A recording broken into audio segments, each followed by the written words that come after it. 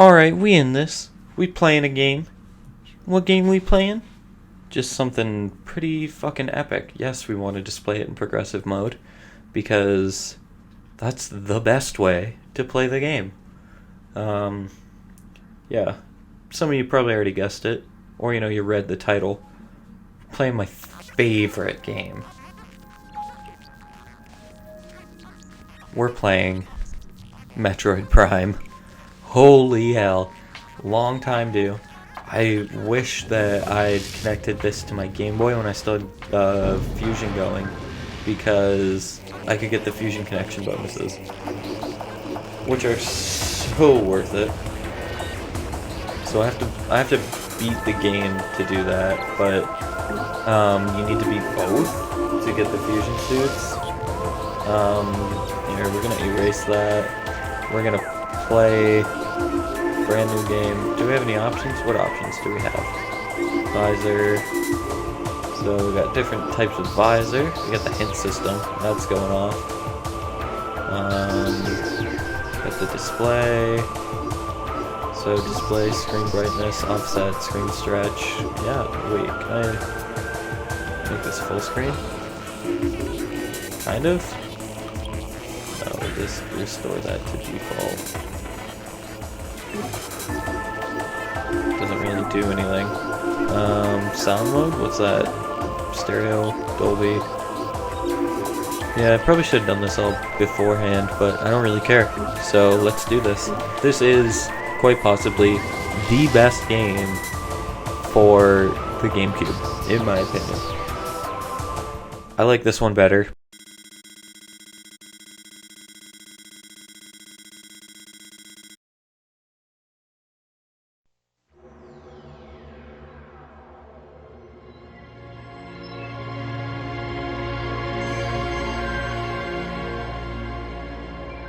The cosmos. In the vast universe, the history of humanity is but a flash of light from a lone star. The life of a single person should be lost in space and time. But among the stars, there is one light that burns brighter than all others. The light of Samus Aran. Her battles extend beyond her life and etch themselves into history. Here, another chapter of that history will be written.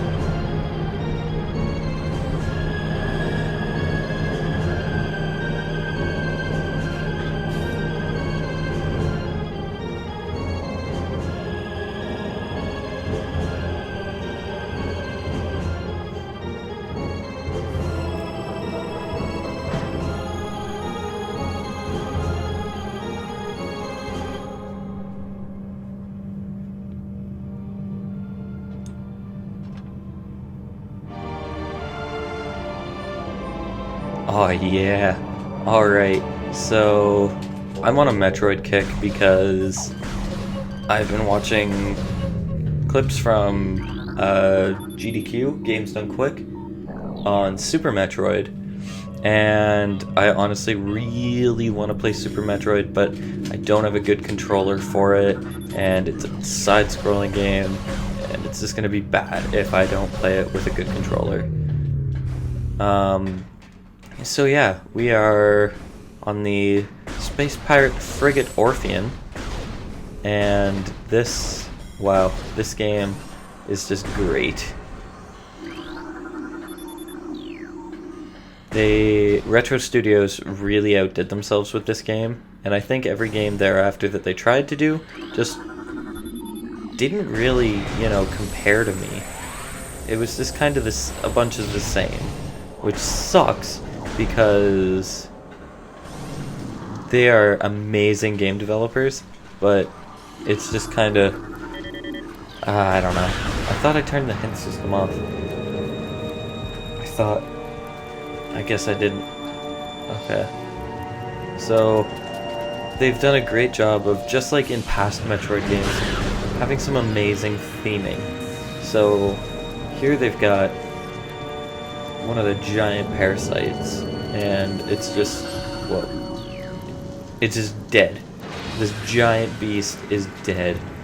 The space pirates, which, if you didn't know, are Samus's really #1 problem in the universe. Not just hers, the Galactic Federation as well. They don't like space pirates. But yeah, they've done a great job of setting it up. I love the way they did it, and now we're just exploring. So we got a map station. The one thing people criticize this game for is you have to scan like everything, and that wasn't in any of the other games. So they're like, "Oh, this sucks. Yeah, I have to scan and read. I don't want to read." But honestly, it's great because you get a whole new layer of depth that you wouldn't get from other games. Sorry, I'm just kind of tweaking something really quick.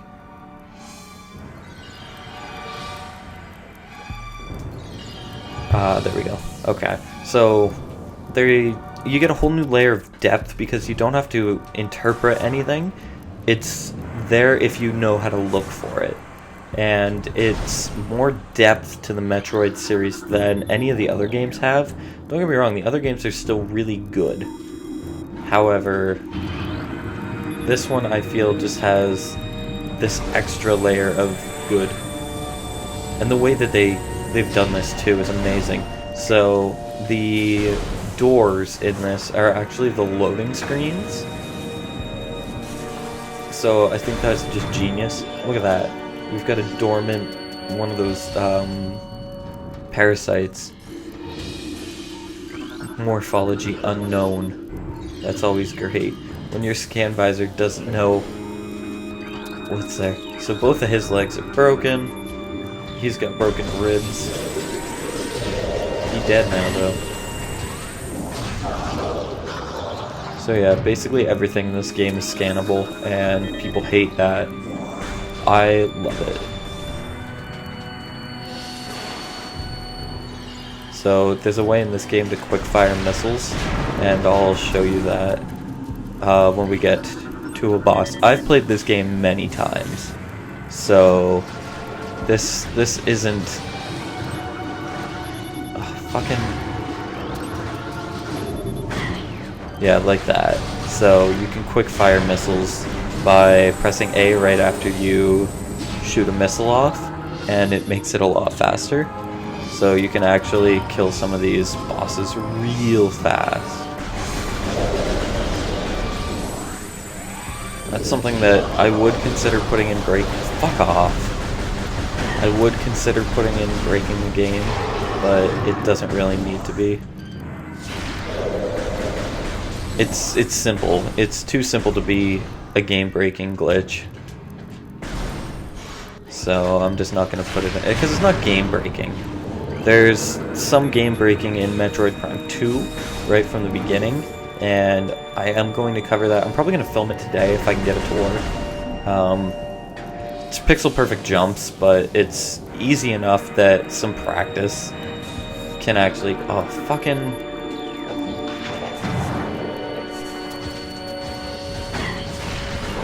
Yeah, so it's literally like you have to be on the perfect pixel, and you can glitch yourself out of... You can glitch yourself out of the map, so you can get out of bounds. And once you're out of bounds, you can skip a cutscene that makes you have to lose all your power-ups. So it just makes the game so much easier, but you have to do some pixel-perfect jumps, and it's just a pain in the ass. But other than that, there's a bunch of out-of-bounds glitches in Metroid Prime 2, which is funny, because there aren't too many in this. So it begs the question, what happened? Did they just get lazy, or did they think that there wouldn't anyone trying to glitch it. Whatever. One thing I forgot to mention, the theming to this boss was great. All throughout the ship, there's just been dead space pirates, but right here, there's just tons of dead space pirates. And it's right by the entrance to this. And this is right where you can just kind of destroy with that missile glitch. So you have to quickly jump into the scan visor, scan this.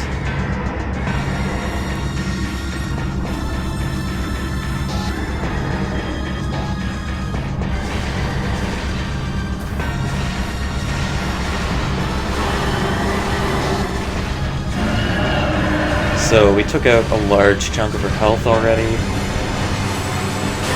I can just spam that. There we go.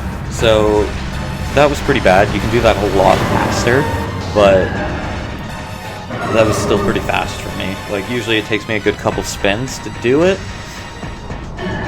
so that was good.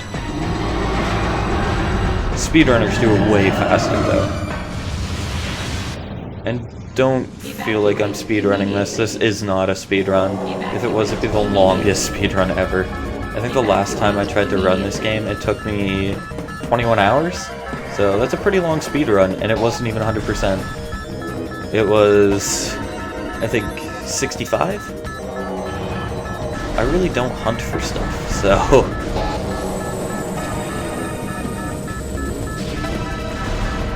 I don't know. Okay, so there's something. One of their creatures kind of got 3 on them. Whoops. So I don't have any missiles, so I'm trying to get some here. I have tons of time by the end, so I'm not worried. Wish I had some missiles though. So this is just keeping true to the Metroid trope of a self-destruct. But, you know, it doesn't really pose any threat, especially for me because I've done this so many times that I just kind of know where to go.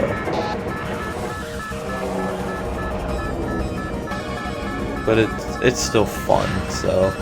That's actually a load. It actually hasn't loaded this part of the ship yet.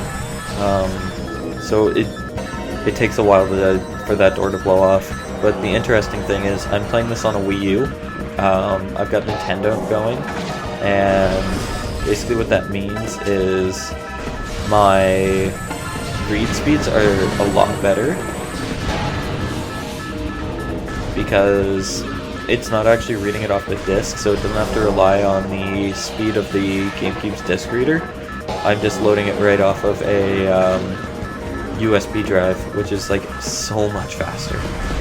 So the timer here is really irrelevant because you actually load so much faster than the game knows. And that, not actually a threat. So you can be smashed by it, but it's incredibly hard and it's like almost pixel perfect how you have to do it. So it's honestly not too scary. So here you can see something really cool. This is the leader of the Space Pirates, Ridley, and Samus thought Ridley was destroyed from her mission on, I want to say SO388. Whichever one's from Metroid Fusion. Because Fusion takes place, pretty sure, right before this? No, it's gotta be, this has to be before Fusion.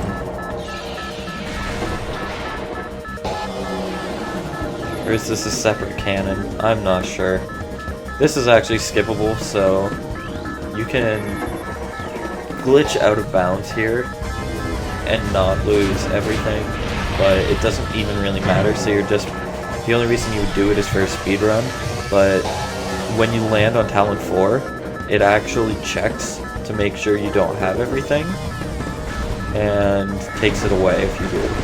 and you don't have half of this stuff. Like, you've got the grapple beam, but you didn't have like missile or super missiles or anything like that. Or no, it's Metroid 2 that does that.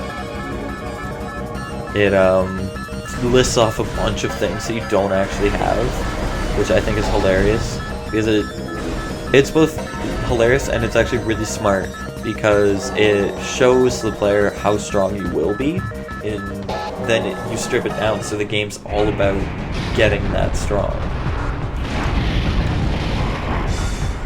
And this is really cool. Ridley's he's a cool character. He's huge, he's a dragon. It's just cool. This is a cool intro. Good game. I love this game. Like, if I've said it before, I'll say it again. This is one of my favorite series. This is my favorite game. All because it's one of the first, like, adult-themed games that I played and actually got through. So my dad and I actually played this a lot together because I was dumb. I was a dumb little kid and I needed his help, but we would just play through it, and we actually got all the way to the end, and it was really fun, and it's just kind of stuck with me all throughout that. So a little bit of my life, but this game has kick-ass music. It's just fun. So Samus was sent for a distress signal, I think, sent by the space pirates, and then Ridley was there, so she wants to make sure Ridley's like dead once and for all. This is so fucking cool, though. I love this damn game. Okay. So there's a skip here, which I can't do, so I'm not even gonna fucking try. If you lock onto one of the creatures in the room in front of the ship, you can strafe backwards, get onto the ship, and double jump up onto that ledge, but it's not worth it.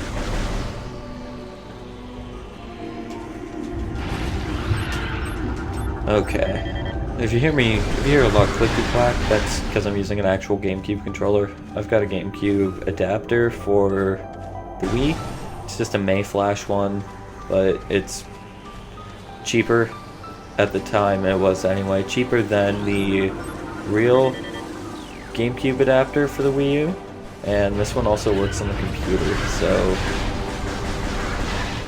it makes sense that I would want this one, because I do a lot of computer gaming. So tree appears to be healthy. Good for it. Good healthy tree. But yeah, I occasionally use GameCube games for like Left 4 Dead, or GameCube controllers for like Left 4 Dead. All sorts of that shit. The music in this game is just amazing. Ooh, story time again. There was actually one time where this elevator scene failed to stop, so I was literally just like sitting there for 20 minutes and I hadn't saved yet, and I'm just like, oh, I don't want to do that all again. Alright, well, I think this is a good place to stop. Right at the entrance to the Chozo ruins. So yeah, if you're enjoying this series, if you want to see more of this game, be sure to drop a like, drop a subscription. I'd really appreciate it. It helps me out a bunch. And if you don't, I will turn all your toes into chodes.